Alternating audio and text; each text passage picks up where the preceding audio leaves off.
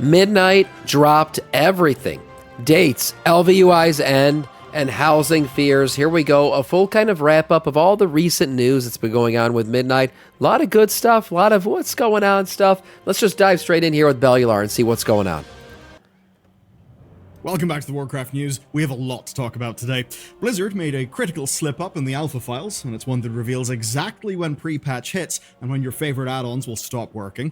The beta has also been confirmed, it's sooner than you'd think, and over in housing, there's been a lot. It nearly had its first major controversy just before it launched, though there's one thing that does have people spooked. Also, 2 new Paladin races got leaked, and Midnight's first patch does look like it's going straight back to the Burning Crusade playbook. And then the small topic of WoW technically coming to consoles, though not in the way the headlines are claiming. Okay, if code has ever piqued your interest, I've got something for you. Yeah, I said the same thing. It's not really WoW going to console, guys. It's console coming to WoW, because the new Xbox console is just a PC. That's really what it is. You see, most coding courses maybe I spoiled it for the video. Between lectures, textbooks, not that much structure, it ends up being a nightmare. And that's why today's sponsor, boot.dev/Bellular, are actually different. They built something different specifically for gamers. Now, their founder, Lane, reached out to me years ago because he's a WoW player, and since then, well, he's now got 750,000 students completing 33.7 million lessons. Damn, good for them. Pretty damn awesome. And I know why. For a bit of context, I've got a BEng computer science, and I can say that Boot teaches these concepts incalculably better. Now, specifically, they teach back-end development. That's the kind of role that's basically you building how things actually work with servers and clients. You can land 100K plus jobs, and with Boot, you're taught through a proper 12-month paced program that is structured like a role-playing game. So you've got your leaderboards, your achievements, boss fights, loads of features. And in terms of skills, well, you'll learn TypeScript, which I think is massive, and it's a new addition to them. You'll learn Go, you'll learn Python, and you'll do this from the fundamentals through to building real projects and things that could go in your portfolio. It's not some learn to code in 2 weeks scam that just floods the market with vibe coders. It's actually teaching the fundamentals that separate professional developers from people shipping slop, which none of us want to do. Now, you can get started. There it is. Use the man's code off your first purchase at boot.dev/Bellular. The way to save the most is to do that with the annual plan. And of course, if you're not happy, they will refund you on the spot. Somewhere in the alpha files, there's a what's new screen, which is of course normal. But what's not normal is that Blizzard made a slip up, and it's one that tells us the exact date of the pre-patch event. Basically, here it is. Twilight Ascension starts January 27th, and it's going to be an attack from the Twilight's Hammer cult. Basically, Xal'atath's little boys. Now, the last time... Probably Xal'atath's shittiest soldiers, honestly. I mean, who are these guys? Little sacrificial lambs at the front of the line? These guys are going to be shit. Interesting footage here. I haven't seen actual footage of what the Twilight's cult will look like. We did see a screenshot not too long ago that Blizzard released, though, of a guy holding what looked like... oh, what's that sword called that dropped in Dragonflight? Oh my god, I can't even remember now. But yeah, it was a Twilight's cultist. So yeah, they're going to be around. We're probably going to see phases, I would assume, to this thing, where we're going to get the Twilight's cultists at first, and then we're going to see those big void portals that we saw in the preview open up in the sky and get some kind of like Legion invasion-esque stuff going on. I'm assuming there'll be multiple phases to this. Could last about 4 weeks, which would mean that we get expansion end of February. I would like it, but some people are predicting March now. And Blizzard put a date in a what's new window. Because of some of the stuff he's going to talk about here, they're predicting March. It was because the patch went live before that date actually came to pass, which makes a lot of sense because it's the date for the event. Now, usually these events start 1 week after the patch drops, so that would basically mean we'd have 1 week of 12.0 to get used to the changes, and then the event would begin. Basically, we're probably going to get on January 20th the class changes. We're going to get like a pre-patch with all the class changes. That week is going to be insane because it's going to change. I think these are going to be some of the most major class changes we've ever seen in the game in terms of how they're going to change up how you play, because these are supposed to be post-add-on life class changes. No, I didn't pre-watch. I just read all these articles about this shit long ago. But the class changes that are happening are going to be big because they're setting up our classes to be played without add-ons. So there's going to be a lot going on that week. That week, January 20th, will be a week of testing out your classes, giving feedback, bunch of changes happening, servers being down a lot probably that entire week. And then the 27th, the next week, we'll get the pre-patch event. So, Our current bet then is January 20th for the pre-patch of Midnight. And that's kind of critical. That is your hard deadline. And it's also the day where everything that can't work in Midnight's new add-on system will die. Yeah. We'll get more into that shortly. Now, this also gives us a massive hint for Midnight's release date. This is the exciting... He's right. I didn't think about that. That probably is the day that add-ons die. January 20th. Shit, that feels so soon. Oh, man. That's people are going to... This is going to be panicking the streaks. Going to be streaks. I meant streets, yeah. Bit. So, Datamine calendar events ran from January 27th to March 9th. March 9th is a Monday. So if the 27th is the beginning of the pre-patch event, then obviously the date of that event's ending will be the expansion release date, which means Tuesday, March 10th. That's when it's going to happen. Now I wonder though if you're getting early access, you're a DGen who purchased the Epic Edition like myself. Does early access? Do you guys remember? With the War Within, did the expansion officially launch on a Tuesday? But early access began like on a Saturday? Is that how it worked? I forgot. Or was it early access on a Tuesday and then they basically delayed the launch for 3 days for everybody else, so it actually launched for them like on a Friday? Well, how did it work? I'd have to go back and look. I don't know if any of you guys in chat remember. 10th. That's when it's going to happen. Though that's not the only date we've got, because there's also the beta, and we did make a guess of that. We were off in our guess. We thought it was going to be this week, but instead it's actually going to be next week, November the 11th. So if you get lucky with an opt-in, or if you pre-purchase the Epic Edition, then yes. I suppose we will see you at the training dummies trying to work out how our classes actually play. But that's still not the final date to cover, because patch 11.2.7 will be on December 2nd. That's where we get housing and the Brawlers Guild, as well as a bunch of narrative content. And that basically... It's going to be this is a busy end of the year. We're getting all this stuff. We're getting the final phases of Legion Remix too.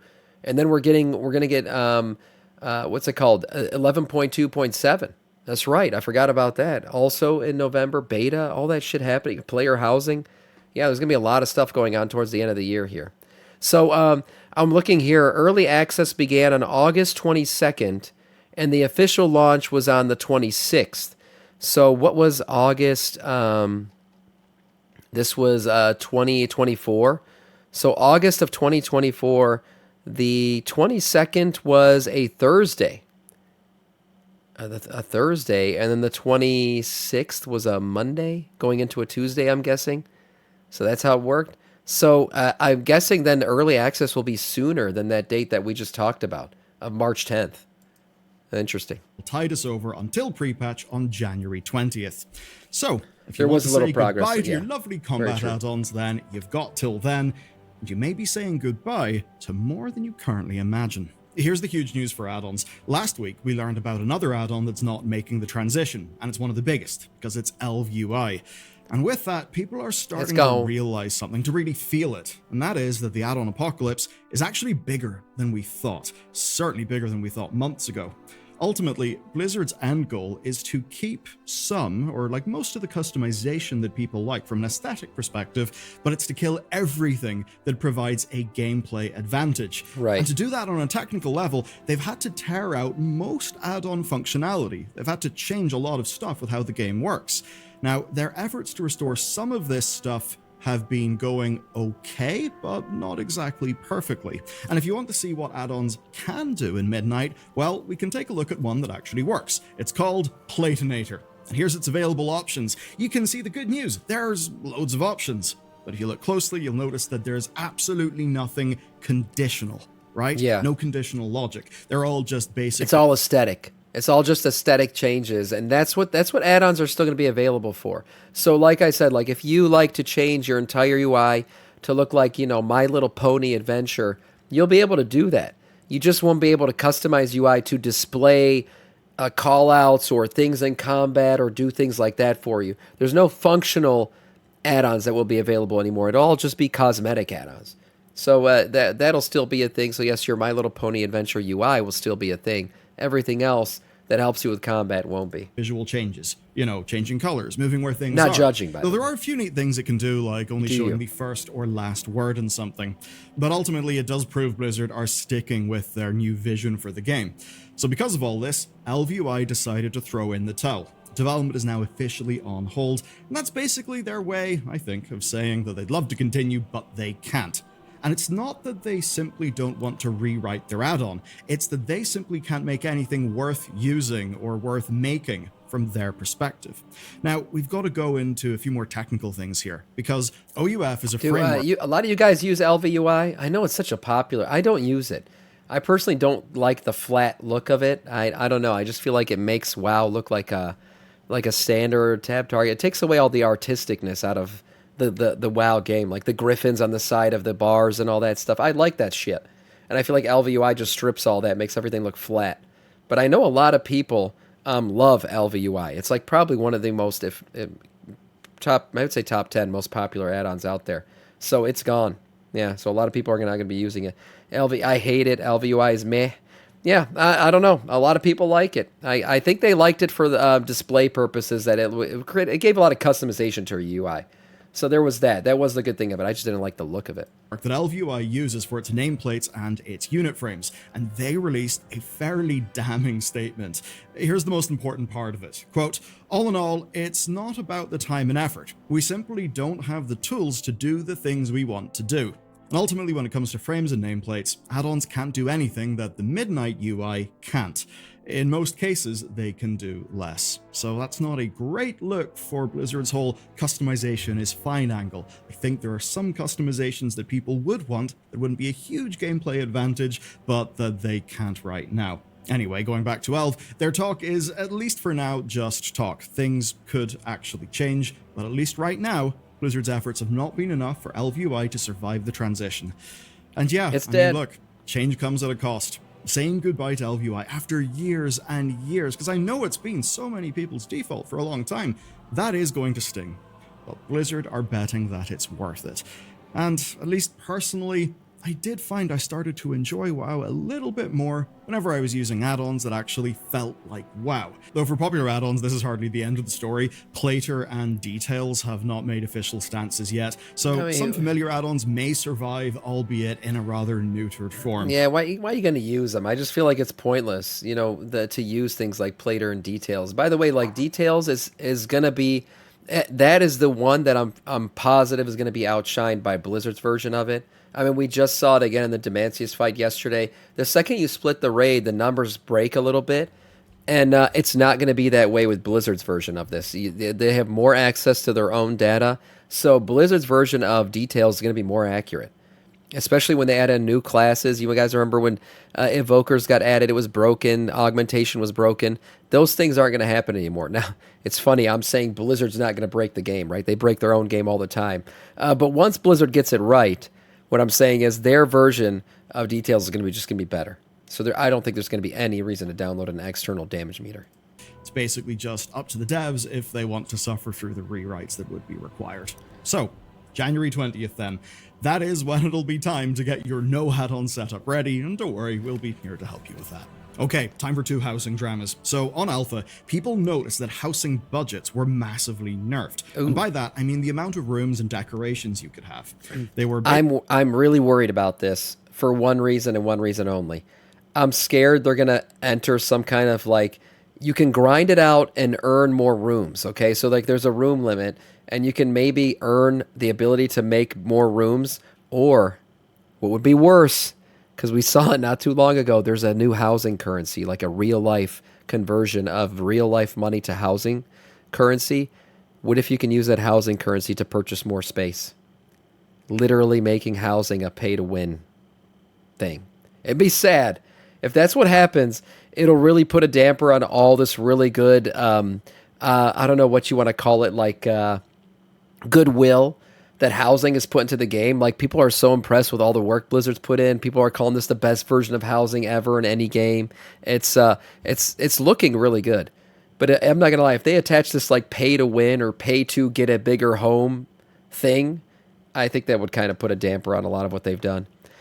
Sam, that's because you're a casual rat. We need that UI for info when we're out that we actually need to know to play the game. Well, guess what? They're simplifying the game, so there's going to be less info you need to know. So fuck you and your add-ons.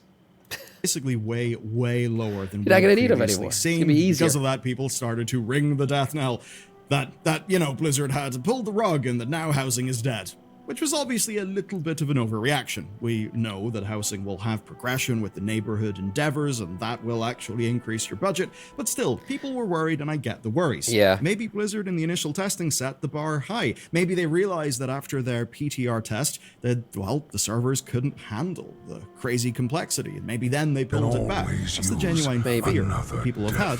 Moishi, after I just told you, fuck you, you subbed. Oh, somebody gifted you a sub. Oh, there it is, Conicia.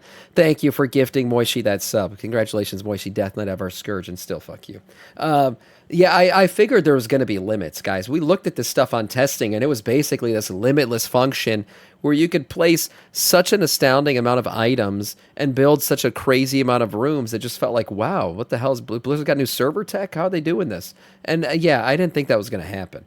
They got to put some sort of limit, at least just for servers to sustain these homes. I'm sure there's going to be limits. I'm hoping not, like I said, but there might be arbitrary limits put in for either to push you to level up your like housing renown track that we're going to have, or to push you to buy things from the store. I don't know. Just say it. It might happen. That does actually make sense. But the good news is that it didn't take Blizzard long to respond. Thank you, Conicia, for that gift. Buffed the hell out of the housing limits. Now, they still do scale rather intensely with housing levels, so it'll start off low, but thankfully with this new scaling, it will get way higher. And hopefully that'll keep the servers safe so that we can actually just go mad customizing.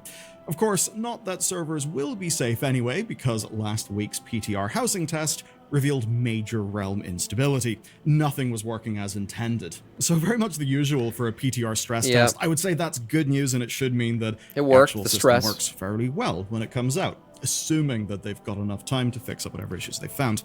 Now, there is some more good news with housing before we get... Can I just say something? Like a 20-year-old game, and we got floating bread in a soup pot. That image right there, I don't know why that just struck me. Where is it? I'm not going to be able to find it anymore.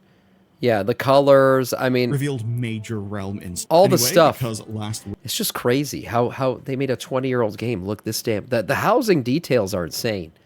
I just think the stuff people are going to build is going to be absolutely crazy. I'm not a housing Andy. I've never been somebody who asked for this shit. But I'm impressed with all the stuff Blizzard put in. I am. I think this is going to be a crazy good feature. I just hope they don't ruin it with the WoW store integration that I talked about.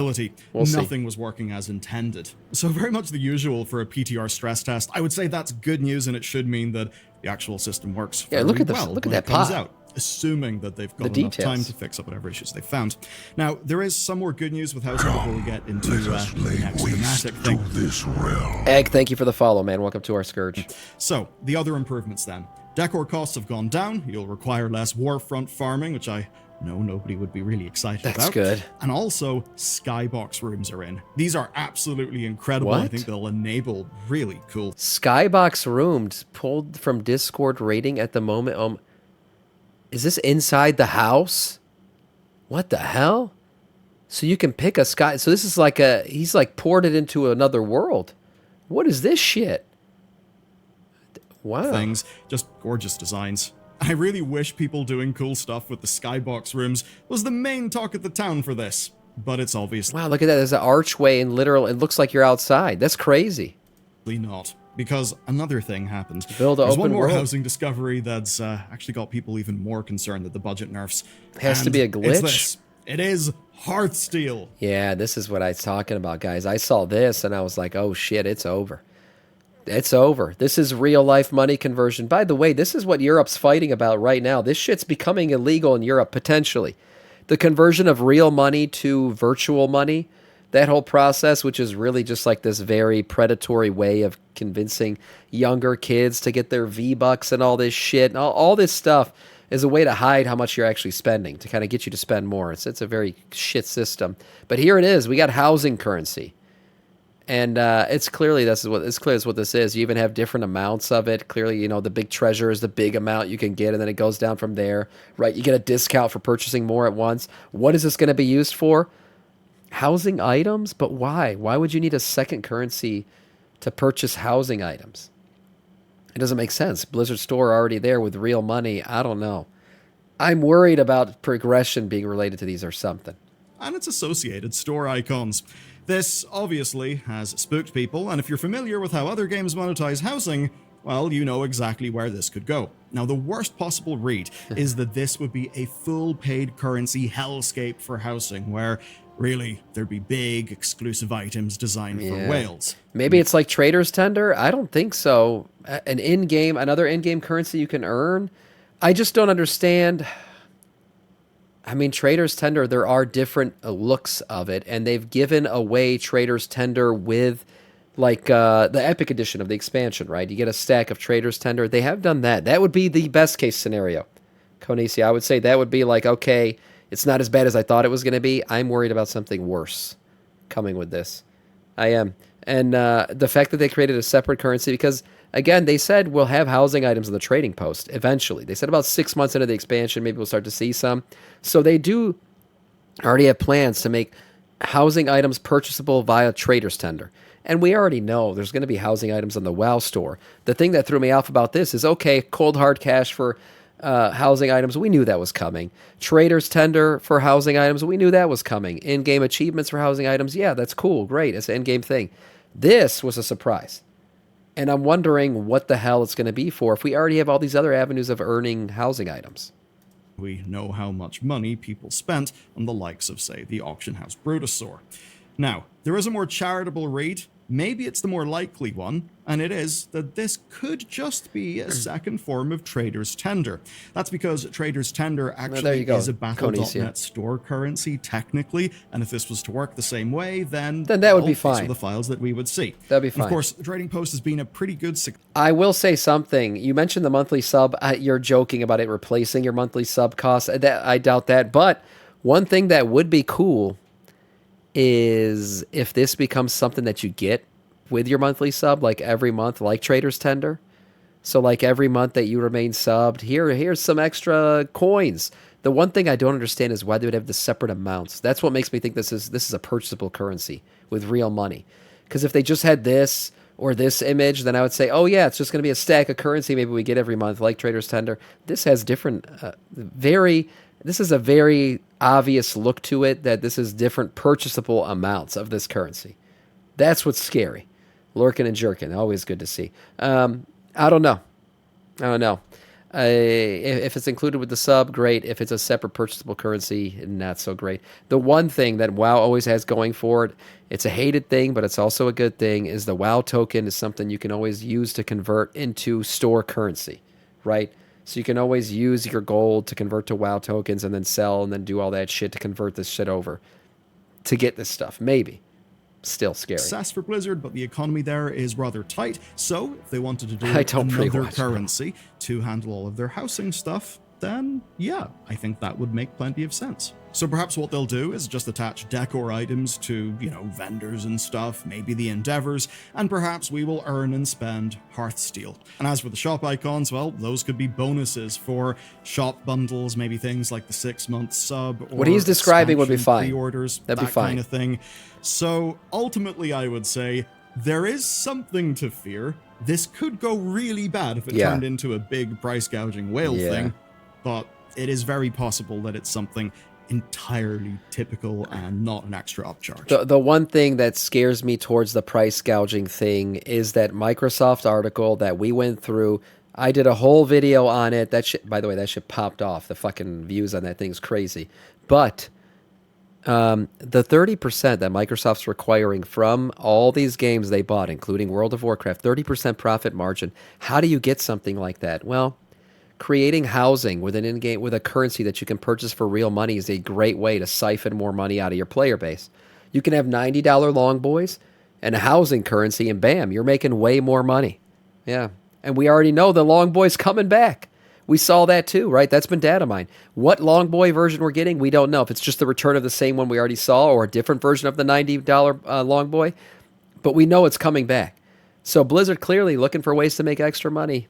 Scary. So if you've been paying attention, you may have noticed how Blizzard have been cagey about new class and race combinations. They were asked about this a lot at Gamescom, and their responses were all very just wait and see. Well, the good news is, well, we've waited and now we can actually see, because the most recent alpha build has got 2 very curious spells in the database. They are the Star-Cursed Void Strider and Raycrest Griffin. We talked Basically, about this. they're the racial mounts for Void Elves and Cult Tyrants. But take a look at their descriptions, because their descriptions are just the description for the divine steed, which of course is the paladin mount. And for each paladin race, they have their racial paladin mount that is one of their own racial mounts. So what is it? It's Kultiran paladins and Void Elf paladins. The one I didn't expect was Void Elf paladins. Kultiran paladins totally makes sense. They're humans. They're interacting with other humans. Yeah, of course they're going to take on the light. Totally. Void Elf paladins is like the most backwards thing I could possibly. They would be like literally the last race in the game that I think we would become paladins. I would expect undead paladins before Void Elf paladins. Because at least an undead paladin, you could say, well, he practiced as a paladin before he was killed in Lordaeron, so he picked it up again, even though it burns his skin when he plays with the light. Well, we got priests already, so that's possible. Void Elf paladins is like the complete opposite of what a paladin. You're using the void and you're a paladin? What? Even Night Elf paladins use the power of Elune as your light. Like, that's something people have been talking about. This is a surprise. Not a surprise that we're getting more paladin race combinations, because they're a class that's at the forefront of a void fighting expansion, so I would expect more paladins to be made. But Void Elf paladins is a shocker to me. So with this being found in the game files, it seems kind of safe to say that Void Elf and Kultiran paladins will be coming in Midnight. Now, of course, Void Elves there are does undead make priests, a lot of exactly. sense. That's my They're point with already undead. becoming demon hunters, and this whole expansion is about light and void. The Kultirans also do make sense, though, but with an even more specific reason. You see, there's a named Kultiran paladin that we encounter in the story, so it's probably a tie-in to him. And now, that just leaves Night Elves, who, of course, are not yet paladins. Or, to be more accurate, are not player paladins. I say that because Delas Moonfang has been in the game for at least 10 years now. Who knows? That's Maybe the one I after another expected. 10, Night Elves will get to be paladins. But anyway, there is another data mined leak, and that leak could be the... That's true, Tech Tim. Yeah, Lady Menethil. There's plenty of undead examples of undead that use the light. Yes, very true. Fuck paladins. We have Lightforged Draenei Warlocks, so why not? That's also a good point. Yeah, basically, fuck the lore, right? Fuck the lore. next raid. So Midnight's got all the classics. You've got Silvermoon remade, Magister's Terrace returning, I actually can't wait to Shenanigans go and to Murder Silvermoon. Row, you've got the Sunwell. It's all fun stuff about elves and their relationship to the light, but also the void. You see, Voidstorm feels a lot like Netherstorm. Voidscar Arena is even full of ogres. And I said all of this to make the point that it's big Burning Crusade vibes. But there's one That's WoW good. tradition that data miners just found evidence for, and it's one that's been in almost every expansion since vanilla. So here is the first clue. It's Warlock tier set icons that are labeled Ulatek. Now, in the Warcraft yeah. RPG, It's the Ulatek is 12.1 the name stuff. of a serpent goddess, one worshipped by the Zalaman trolls. Now, with that in mind, take a look at this image, where we see a hidden island off the coast of Zalaman. Previously, it was called the Isle of Fangs. Of course, you know, Well, this is 100% patch 12.1. We're getting an Amani Troll patch 12.1, and I'm there for it. That sounds fun, and I'm down to do it. if you think about fangs, you do think about snakes, which does tie all of this together. And to make that even more overt, a recent alpha build has renamed it to Atal Utek, which should mean something, if you translate it, like Shrine of Utek. So Utek, Ulatek, you know, close enough. Basically, looks like our first patch could be a troll raid, or maybe one of our minor patches could be us doing things over in that island. Now, I of think it's course, a major as patch a serpent goddess, we could maybe think about other serpentine things, like, say, the Naga, and bring them in. And with that, we'd really be in TBC remake territory. Obviously, we need some Draenei stuff. So, Blizzard, please, just give me more Draenei in general. But that I didn't even think about the Naga. The Naga would be interesting. I am waiting to see when the hell Azara's coming back. We have a uniting of the elves and all this shit going down. Azara and all those Naga, they are elves. They don't look like it. They got scaly boy tails and shit, but they're elves. Nonetheless, they're just kinky elves. They like scales. So it's they're going to make an appearance at some point. Maybe it would be this Isle of Fangs patch. It does make me wonder if the Prophet Velen will have anything to do with the Sunwell, given that he is the one who infused it with Inaru's light, and it is the infusing of the Sunwell with that light that's kind of exposed it to this big threat from Xal'atath. Okay, the console news, we gotta talk about that too. So, speaking of our future, there's been one question dominating headlines, and that is WoW coming to consoles? Are they dumbing down the game and removing add-ons so that WoW can be on an Xbox? You've seen the headlines everywhere, likely, Yes and no. and the answer is actually way more complicated than that. So, to start, here's what's actually happening. The next Xbox is going to be a PC. Much like the current Xbox ROG Ally, which is a handheld Windows PC with a console-like interface that's basically a collab between Asus and Microsoft. And of course, it's something that you can play World of Warcraft on, because it's just a Windows PC. Yeah. Now, of course, when you do, you'll find a game that's very obviously... I wonder if the next Xbox, if you're wondering, 2027 is the date that Microsoft's given us, the year that it's going to come out. I wonder if, because Microsoft wants to get out of hardware. They don't want to make hardware. Console wars are over, guys. They're over, okay? PlayStation won the right to lose money on consoles for the foreseeable future now. So, because they are fucking money losers. But I wonder, Microsoft wants to make like an entry-level gaming PC as the next Xbox. That's what it sounds like. I wonder if they're going to team up with ROG or Asus or somebody to make it, just like they did with the handheld here, because they don't really want to make shit anymore.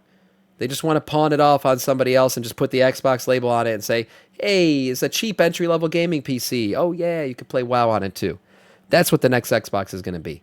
So all the headlines about Xbox getting WoW, it's a bit clickbaity. The truth is, it's Xbox coming to WoW, not WoW going to Xbox. Not optimized for console in terms of its UI, but to be a bit reductive, the Xbox ROG Ally, and the ROG Ally and the Steam Deck for that matter, are gaming PCs. World of Warcraft runs on them, but they're also framed as consoles, so does that mean that WoW is a console game? The answer is not really. I mean, maybe if Midnight does really well, then Xbox would push WoW to be a bit more controller-friendly without add-ons. Well, certainly, and that is true. Removal of add-ons, yes, one-button rotation, rotation assist, all that stuff does make it easier to play WoW on a controller. That is true. So, yes, you can play WoW on an Xbox-style console, no doubt. This is going to make it all more available to that side of things. But you can also, by the way, right now, literally get a keyboard and mouse for your Xbox. Like, that works too. So that's always been like do they really got to do this to bring World of Warcraft to a console? No, not really. But is it making the game more accessible? Yes, it is. All these changes that Blizzard's doing are making the game more accessible, and it's lowering the barrier to entry. New players find WoW to be very intimidating. All these add-ons, all this shit you got to learn, all this stuff you got to do outside of the game to learn how to play the game, and all these articles you got to read. That's all kind of going to the wayside. As a new player, you'll be able to pick up WoW. The in-game button rotation will teach you how to play your class. You don't need to download any add-ons because damage meters and all this shit's already in the game. So, yes, and the new player experience, the new player experience, all good stuff that lowers the barrier to entry. So when this game becomes available on the new Xbox, yes, somebody can pick it up, try it for the first time, and actually understand what the fuck's going on. That would let them advertise it as a big Xbox title, but honestly, I think these changes are good. This won't change anything for World of Warcraft at all. We know that Xbox's main priority right now is profit margin, and that means to Blizzard that making sure Midnight and player housing keep WoW nice and healthy is much more important than any... Tech Tim, you said my bro said he would jump to WoW if it was on console. He plays a ton of Elder Scrolls. I was literally talking to a friend, and this friend is very much a GTA... Call of Duty, Battlefield bro, he's always been that way, and I played these games with him from time to time. We got into GTA for a while, always been fun. I'll probably play GTA 6 with him, and I told him this. I said, hey, did you hear that the new Xbox console is getting WoW? Like, you're going to be able to play WoW on the new Xbox when it comes out in 2027, because it's going to be like a PC. And he, what his words were? Oh, I might actually try WoW then. He's not the only one. I'm telling you guys, we're going to get a lot of new players, and new players into the game is a good thing. For one, they can help fund our addiction, right? Keeps WoW going for longer. We can continue to be degens and play this game because we can't carry the game forever. We're getting old and decrepit. I'm 35 years old. I was 15 when I started playing. That's a problem. We need new blood in here. So getting new players in here, they start paying a sub, they get into it, it carries the game. You see more people playing, it's a good thing. That's why I say all this stuff's good for the game. Sort of big risky thing like this, more important than risking your whole game for a wider audience. And as for the headlines about it coming to Xbox, I mean, yes, that's literally true in a world where the next Xbox is just a PC that Microsoft makes that's designed to go under your television. So at least for now, it's not time for the alarm bells. And that is actually it for the news this week. But I've actually got a good little thing for you. And that is that if you want to know more about how Blizzard are basically repairing the Shadowlands stuff, well, you know, there was a new PTR build. We saw a whole bunch of stuff in that. It's really interesting, and you can learn all about it in this video next. Yeah, great. Great video, great stuff. One of the most interesting things he said was the date of the add-on death. I completely didn't cross my mind. Yeah, that probably is. The date of the pre-patch launch is probably the day that the add-ons die. So what was that? Was it January 20th? Goodbye to your add-ons, boys. It's dead. So that's crazy. Big changes coming to WoW. Interesting stuff. So Sam, you're prog and Mythic? Maybe. We'll see. Nice video from Bellular.